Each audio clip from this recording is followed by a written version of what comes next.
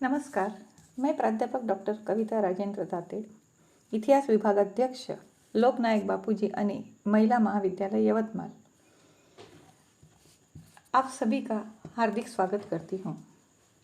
BA प्रथम वर्ष प्राचीन शिक्षा प्रणाली, इस संदर्भ में हम आपसे कुछ बिंदुओं पर चर्चा करना चाहते हैं। प्राचीन शिक्षा प्रणाली में बौद्ध एवं जैन परंपरा का योगदान, इस संदर्भ में कुछ विचार मैं अपने व्यक्त कर रही हूँ। ज्ञान प्राप्ति करने की प्रक्रिया में मुख्य रूप से 3 तत्व अनिवार्य है: गुरु, शिष्य और शिक्षा पद्धति। शिक्षा देने वाला गुरु होता है, शिक्षा ग्रहण करने वाला शिष्य, और उन दोनों को जोड़ने वाली कड़ी होती है शिक्षा पद्धति। मनुष्य द्वारा प्राप्त ज्ञान को एक पीढ़ी से दूसरी पीढ़ी तक पहुंचाने के लिए जिस विधि या प्रक्रिया का सहारा लिया जाता है वह शिक्षा है। रविंद्रनाथ टैगोर के अनुसार शिक्षा वह है जिसका मानव जीवन के बौद्धिक, आर्थिक, कलात्मक, सामाजिक जीवन के साथ संपूर्ण स्पर्श है। मैकेंजी के अनुसार शिक्षा एक ऐसी प्रक्रिया है जो जीवन भर चलती है और जीवन के प्रत्येक अनुभव से इसके भंडार में वृद्धि होती है। एनसाइक्लोपीडिया ब्रिटानिका में शिक्षा को परिभाषित करते हुए कहा गया है, शिक्षा मानव समाज के ऐसे प्रयत्न को कहते हैं जो अपने समुदायगत आदर्शों के अनुसार ही अपनी आगामी पीढ़ी के विकास को एक आधार प्रदान करती है। किसी भी समाज की गतिशीलता को बनाए रखने में शिक्षा का अमूल्य योगदान होता है। भारतीय संस्कृति में 2 प्रकार की संस्कृतियां प्रवाहित हो रही है: वैदिक और श्रमण संस्कृति।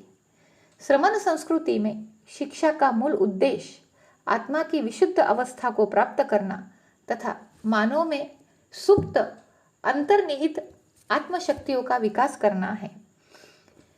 इस प्रकार की शिक्षा पद्धति में जो उद्देश्य थे वो उद्देश्य धर्म प्रधान थे। वैदिक शिक्षा के समान जैन व बौद्ध शिक्षा भी धर्म प्रधान थी। निवृत्ति मूलक बौद्ध एवं जैन परंपरा में शिक्षा का मुख्य उद्देश्य निर्वाण प्राप्त करना था। अतः अधिकांश जैन बौद्ध साधक अपने धर्मशास्त्रों का अध्ययन अनुशीलन करते थे, परंतु सर्वांगीण उन्नति की दृष्टि से भौतिक विषयों की शिक्षा का भी अभाव नहीं था। बौद्ध जैन परंपरा में शिक्षा को 2 भागों में विभक्त किया गया: आध्यात्मिक और लौकिक शिक्षा।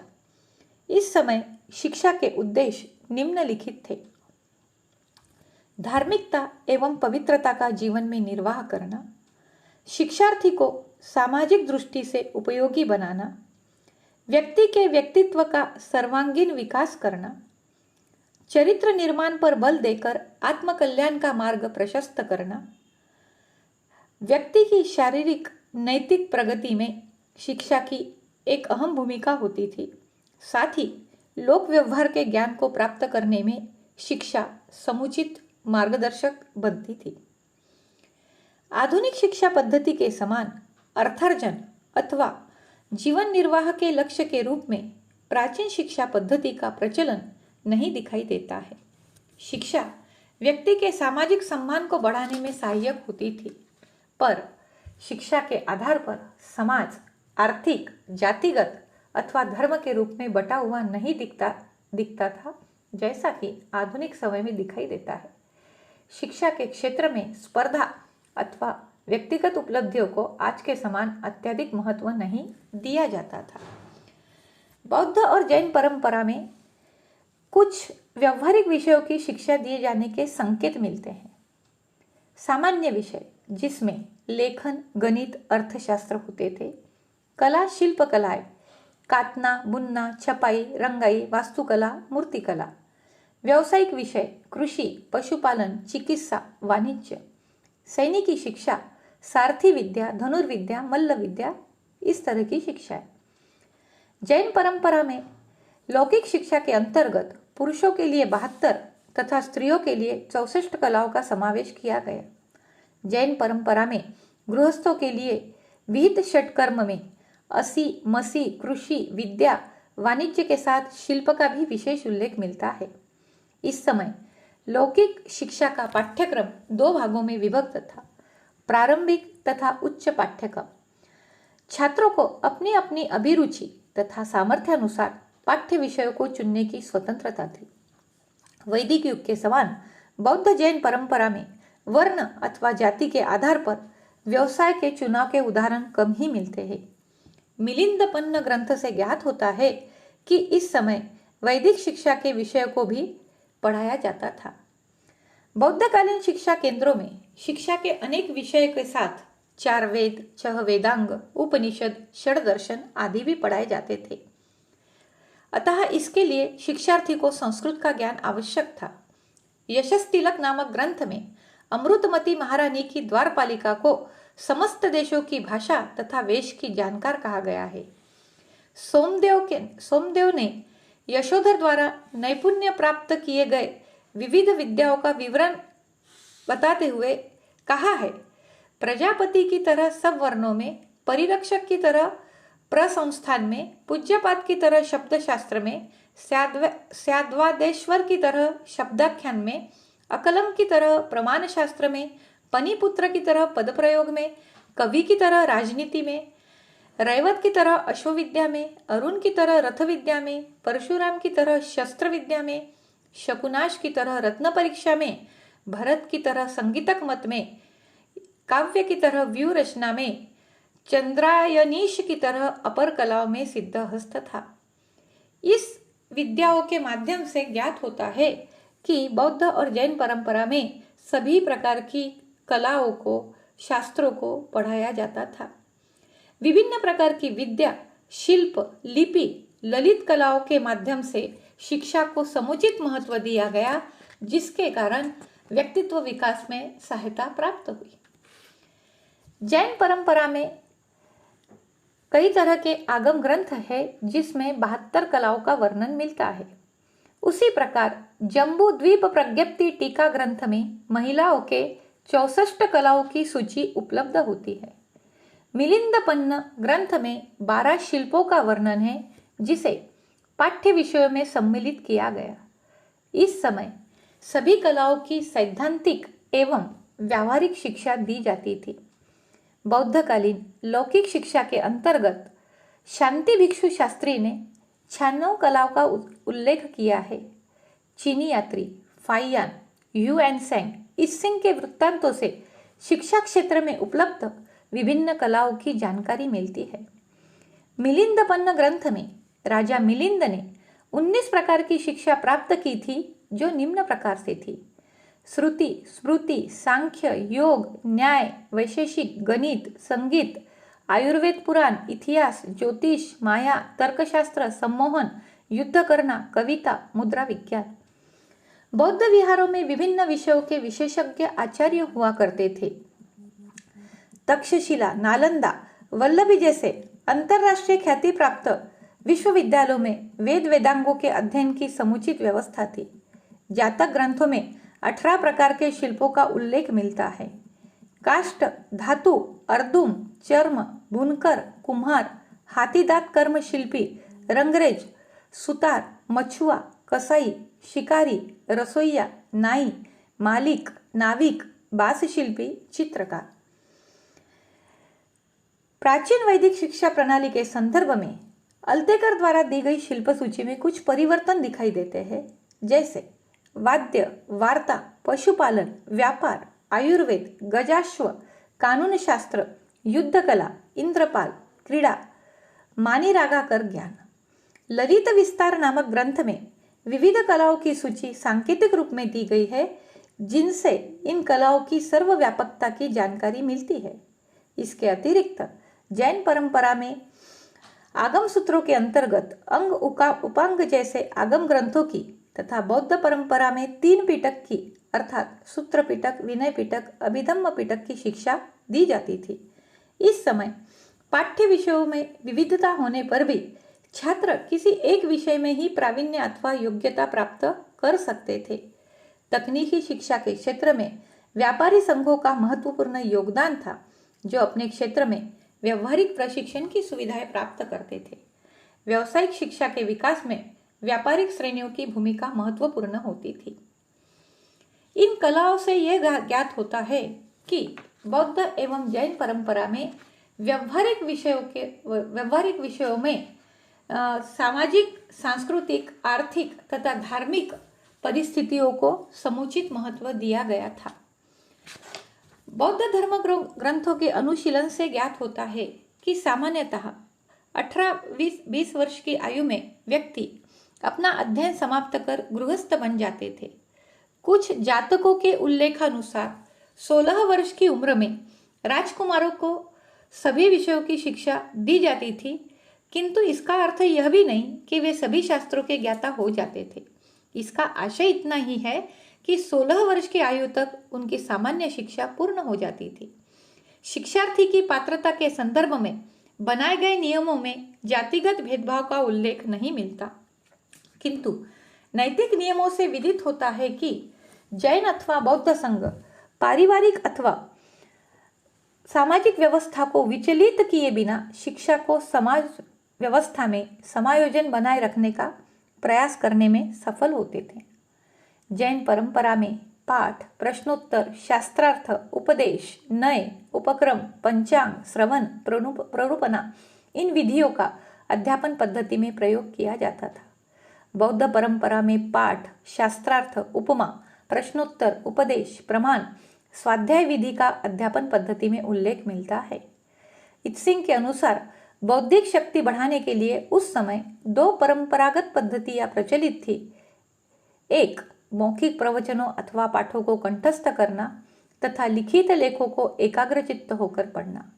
जब सूत्रों का अध्यापन होता था तो इस पर विशेष ध्यान दिया जाता था कि शिष्यगण उसे सम्यक रूप से समझ रहे हैं अथवा नहीं। सूत्र समझाते समय व्याख्या का अर्थ बताकर उदाहरणों से उसे समझाया जाता था, जिससे उसकी जटिलता को सरलता से समझाया जा सके। जैन और बौद्ध ग्रंथों में शास्त्रार्थ के अनेक उल्लेख प्राप्त होती है, पर उनमें आज के समान औपचारिक परीक्षाओं का उल्लेख नहीं मिलता है। शास्त्रार्थ के लिए 2 आचार्यों के अनुयायी एकत्रित होकर विभिन्न शास्त्रार्थ करते थे, जिसे आज के संदर्भ में परिसंवाद या वाद विवाद भी कह सकते हैं। राजाओं और धनिकों द्वारा भी विद्वान सम्मेलन आयोजित किए जाते थे। शास्त्रार्थ में विजेता पक्ष के विद्वानों को पुरस्कार देकर सम्मानित भी किया जाता था। शास्त्रार्थ के लिए 8 प्रकार के प्रमाण आवश्यक माने जाते थे: सिद्ध हेतु, उदाहरण, साधर्म्य, वैधर्म्य, प्रत्यक्ष, अनुमान और आगम। शास्त्रार्थ वाणी की स्पष्ट, गंभीर और प्रभावशाली होना अपेक्षित माना जाता था। शास्त्रार्थ में प्रतिद्वंद्वी को अपनी प्रबल तर्क एवं वाक शक्ति द्वारा पराजित करना विद्वत्ता का अभिन्न अंग माना जाता था। पर इस समय महिलाओं के बीच शास्त्रार्थ का कोई उदाहरण नहीं मिलता है। कभी कभी आचार्य शिष्यों के लिए समाज के विविध घटकों का प्रत्यक्ष ज्ञान कराने के लिए और उनके दृष्टिकोण को व्यापक बनाने के लिए उन्हें विविध स्थानों पर ले जाया करते थे। आधुनिक शिक्षा शास्त्रियों ने इसे प्रवास द्वारा शिक्षण कहा है, जिसमें शिष्य समाज से संबंधित घटकों का ज्ञान प्राप्त कर सकता था। वर्तमान शिक्षा प्रणाली में इसे फील्ड प्रोजेक्ट के नाम से भी जाना जा सकता है। जैन परंपरा में 10वें कालिक सूत्र में अध्ययन के 5 स्तर बताए गए थे। वाचना, शिष्यों को सूत्रों का अर्थ समझाया जाना। प्रच्छना, सूत्र समझाते समय प्रश्नोत्तर के रूप में विषय को समझना।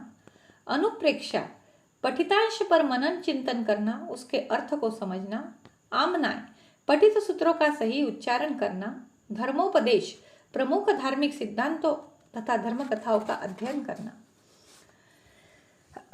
ह्यूएन त्सांग के प्रवास वर्णन में बौद्ध परंपरा की 14 विधियों का उल्लेख मिलता है, जिसमें संक्षिप्त स्पष्टीकरण, विशिष्ट विषय पर एकाग्रता, विस्तृत व्याख्या, पूर्णता की अवस्था, पारिभाषिक शब्दों की व्याख्या, आनुषंगिक अंगों का पृथक्करण, विषय सामग्री का प्रामाणीकरण, आत्मबोध, विषय वस्तु का विश्लेषण, षड विधि, विशदीकरण, शब्दों की शक्ति एवं महत्ता का बोध, आवृत्ति प्रमाण पुस्तरण। इस प्रकार की विधियों का उल्लेख उपनिषदों में श्रवण, मनन और निधि ध्यासन के रूप में मिलता है। जैन परंपरा के अनुसार बालक 5 वर्ष का होने के पश्चात उसका विधिवत अक्षरारंभ कराया जाता था। आदि पुराण के अनुसार इसे लिपि संस्कार कहते थे तथा इसके बाद उपनयन संस्कार होता था, जिसके लिए 8 वर्ष की आयु का बालक योग्य माना जाता था। इसके पश्चात शिक्षा प्राप्त करने की अवस्था तक शिक्षार्थी को नियमों के पालन करने हेतु उस पर व्रतचर्या संस्कार किया जाता था। समस्त विद्याओं के अध्ययन के पश्चात व्रतावरण क्रिया द्वारा शिक्षार्थी को गृहस्थ धर्म के पालन के लिए संस्कारित किया जाता था। बौद्ध शिक्षा में विद्यार्थी पर 2 प्रकार के संस्कार किए जाते थे, प्रवज्ञा और उपसंपदा संस्कार। इस प्रकार वैदिक परंपरा के समान इस समय शिक्षा के विभिन्न संस्कार समाज में प्रचलित दिखाई देते हैं। नारी शिक्षा की व्यवस्था क्या थी? जैन व बौद्ध युग में सामान्य नारी की शिक्षा लिखना पढ़ना और साधारण गणित के ज्ञान तक सीमित थी, किंतु धनाढ्य परिवार की नारियों को, राज परिवार की सदस्यों को विभिन्न कलाओं की शिक्षा आचार्य से मिलती थी। राजकुमारियों को अपनी रुचि के अनुसार विभिन्न कलाओं में प्रावीण्य अर्जित करने की तथा धार्मिक शिक्षा ग्रहण करने की स्वतंत्रता थी। महावीर द्वारा स्थापित धर्म संघ में साधुओं की अपेक्षा साध्वियों की तथा गृहस्थ उपासकों की अपेक्षा गृहस्थ उपासिकाओं की संख्या अधिक थी। जातक कथाओं में अनेक विदेशी महिलाओं के उल्लेख मिलते हैं। इस युग में कन्याओं को शिक्षित सुसंस्कारित करना योग्य माना जाता था। हरिभद्र के अनुसार रत्नवती की शिक्षा के लिए उसके पिता ने सभी साधन जुटाए थे। कुवलय माला की एक कथा में मदन मंजरी नामक कन्या को विविध विषय में दक्ष बताया गया। आदि पुराण के अनुसार विद्याशील पुरुष के समान विद्याशील स्त्री भी सर्वश्रेष्ठ प्राप्त कर सकती थी। जैन ग्रंथों से विदित होता है कि साधु साध्वियों के द्वारा कन्या, विवाहिता स्त्री तथा सभी वर्ग की नारियां नैतिक आचरण की शिक्षा प्राप्त करती थी। आंगन और समाज ही साधारण कन्या का विद्यालय होता था। माता और परिवार संबंधी कन्या को एक प्रकार से शिक्षा देने का कार्य करते थे। ललित कलाओं, धार्मिक अनुशासन के अतिरिक्त जैन परंपरा की अनेक महिलाएं राजनीति, प्रशासन तंत्र, साहित्यिक क्षेत्र में अग्रसर थी। गौतम बुद्ध ने अनेक विदेशी महिलाओं को थेरी स्थावीर माना था। बौद्ध विहारों में भी अध्ययनशील, सुशिक्षित, सुसंस्कारित महिलाओं को ही प्रवेश मिलता था, पर तत्कालीन समाज में स्त्री पुरुष सहशिक्षा तथा समान शिक्षा पद्धति होने के संकेत नहीं मिलते, जिससे स्त्री शिक्षा में समानता के तत्व का भाव दिखाई देता है। इस समय गुरु शिष्य संबंध कैसे थे? जैन बौद्ध ग्रंथों में गुरु शिष्य संबंध मधुर एवं स्नेहपूर्ण होने के उल्लेख मिलते हैं। गुरु की भक्ति और सेवा को शिष्य का प्रथम कर्तव्य माना जाता था। शिष्य अपने गुरु का आदर करने के साथ सेवक की तरह उनका श्रद्धापूर्वक सभी कार्य करते थे। राजा, माता पिता तथा देवता की भांति गुरु का सम्मान करना छात्रों का कर्तव्य था। डॉक्टर मदन मोहन सिंह के अनुसार प्राचीन भारत में आध्यात्मिक गुरु का बड़ा महत्व था। वैदिक, जैन, बौद्ध परंपराओं में ज्ञानार्जन के लिए गुरु भक्ति और गुरु सेवा को महत्व दिया गया। जैन ग्रंथों में गुरु के 3 प्रकार बताए गए हैं: कलाचार्य, शिल्पाचार्य और धर्माचार्य। बौद्ध परंपराओं में गुरु को आचार्य अथवा उपाध्याय कहा गया है, जिन्हें विप्र शास्त्रकर्ता, विनयधर, मातिकाधर के नामों से भी जाना जाता है। बौद्ध परंपरा में जीवक, असंग, वसुबंधु, धर्मकीर्ति, बुद्धघोष, नागार्जुन, आर्यदेव, चंद्रकीर्ति, शांतिदेव, अश्वघोष, शांति रक्षिता आदि प्रख्यात आचार्यों ने बौद्ध धर्म, दर्शन, शिक्षा पद्धति के विकास में उल्लेखनीय योगदान दिया। प्रसिद्ध चीनी यात्री ह्यू एन सैंग के विवरण में बौद्ध धर्म के आचार्यों के कार्यों की जानकारी मिलती है। उनके अनुसार शिष्य गुरु के विहार में परिवार के एक सदस्य के रूप में रहते थे। अध्यापक भी अपने कर्तव्यों का भलीभांति पालन करते थे। प्रत्येक आचार्य की अपनी जीवन दृष्टि होती थी। उनमें वैचारिक मतभेद भी होते थे, पर उनकी अध्ययन पद्धति में विभिन्नता और विशिष्टता होती थी। सभी आचार्य आध्यात्मिकता से ओतप्रोत होते थे। अध्यापक शिष्य की घनिष्ठता का सबल प्रमाण इससे ध्वनित होता है कि गुरु योग्य शिष्य से अपनी कन्या का विवाह भी कर देते थे। जैन और बौद्ध शिक्षा पद्धति में गुरु शिष्य के नैतिक आचरण की पवित्रता पर बल देते थे। नैतिक शिक्षा के माध्यम से मनुष्यों के सात्विक गुणों का विकास किया जाना शिक्षा का मुख्य उद्देश्य माना जाता था। अतः सभी संपदाओं में सच्चरित्रता ही सर्वश्रेष्ठ मानी जाती थी। शील के समान सदाचरण पर भी विशेष बल दिया जाता था।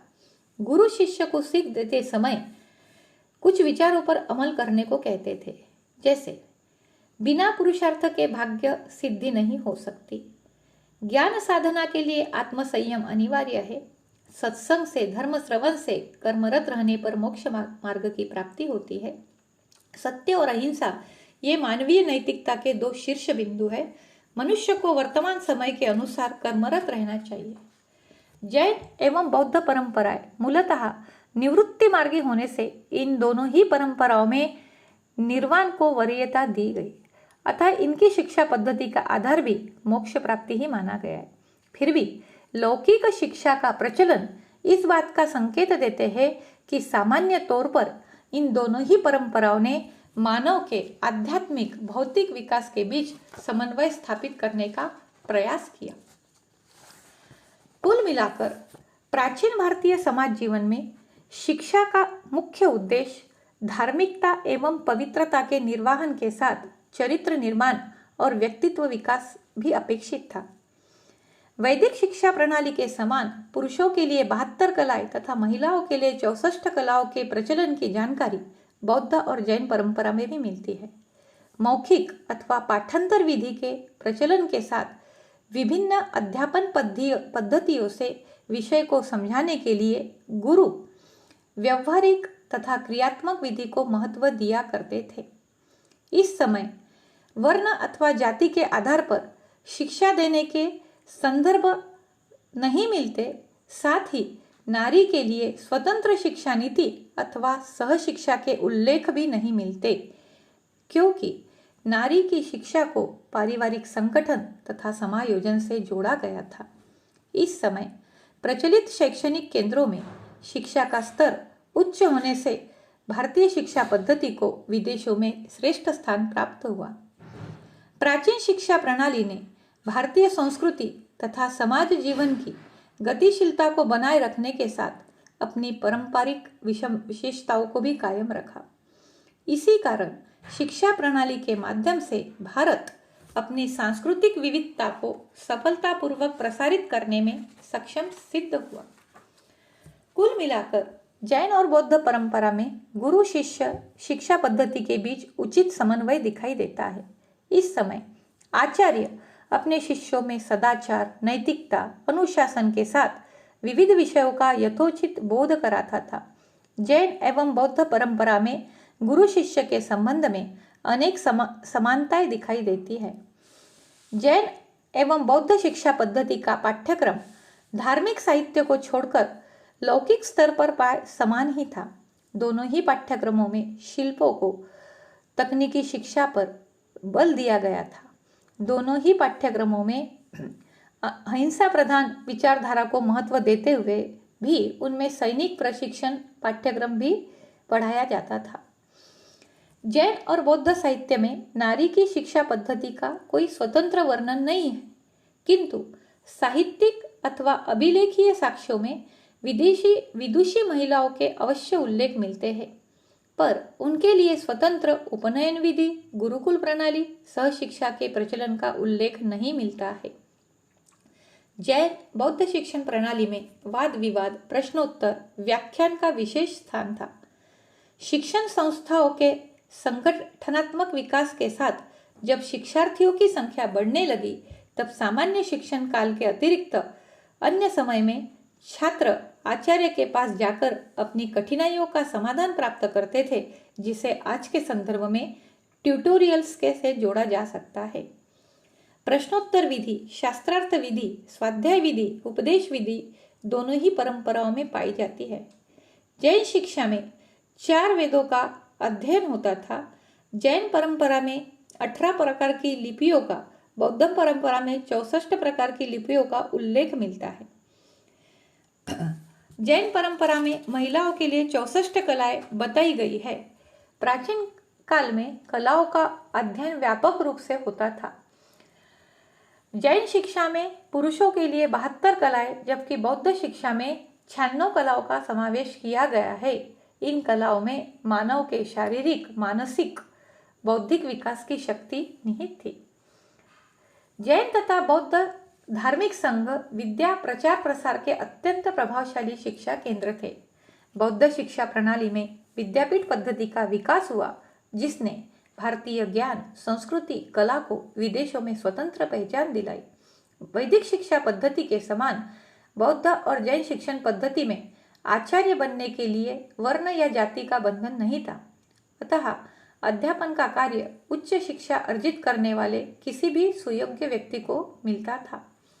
बौद्ध शिक्षा प्रणाली की सबसे बड़ी सफलता इसी बात में दिखाई देती है कि नालंदा विश्वविद्यालय जैसा विश्वविख्यात विश्वविद्यालय हम भारतीय संस्कृति की एक अनमोल देन मानी जा सकती है। बौद्ध और जैन शिक्षा पद्धति की जो मौलिक अवधारणाएं हैं, उनकी आज समाज को आवश्यकता है।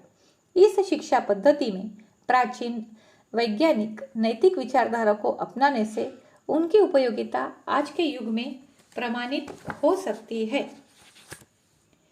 इसी तरह से प्राचीन शिक्षा व्यवस्था का अध्ययन करते समय बौद्ध एवं जैन परंपरा के ऐतिहासिक योगदान के संदर्भ में कहा जा सकता है कि बौद्ध एवं जैन तत्वज्ञानों से प्रभावित इस शिक्षा संस्था ने भारतीय संस्कृति में अपना विशिष्ट स्थान बनाए रखा। धन्यवाद।